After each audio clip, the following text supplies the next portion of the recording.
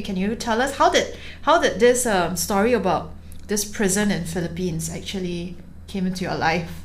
So I had a friend tell me one day that she read or she watched on the news there was a famous Filipino fashion designer who teaches fashion in the maximum security prisons. And to me that is like wow. And she said you should make a film about it. I haven't made films before about it, like feature-length docs, but she always saw my interest and she said this could be your first foray. That weekend I had Filipino friends in town. Wow. And I met one of them over dinner at Long Beach at Dempsey. And I just asked all the Pinoys, like, any of you heard of Boy Quinones? And the lady on my left just said, he's my best friend. Wow. And we got in touch over a And that's call. the fashion designer. Yes. Okay. We got in touch over a call, and then we were both excited to explore making a film about his work.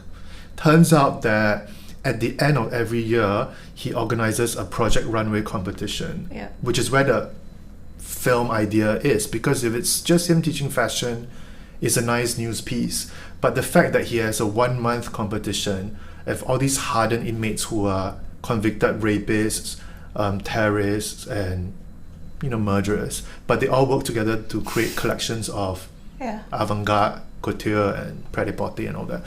So to me, and then the fashion designer Pue is classically a fashion designer, extravagant, hilarious, very creative. So yeah, so we tried to find money for that film. It didn't happen for 2 years.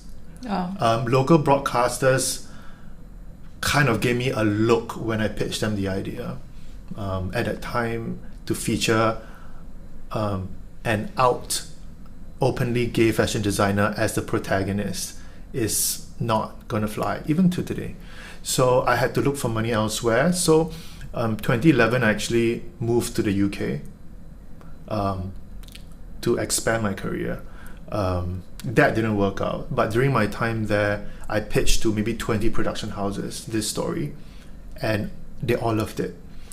And I had to make some difficult decisions. I was having meetings with Oscar winners about that film for me as a director, but I had to give up certain things, and in the end, I made that film on my own with a bit of help from an investor.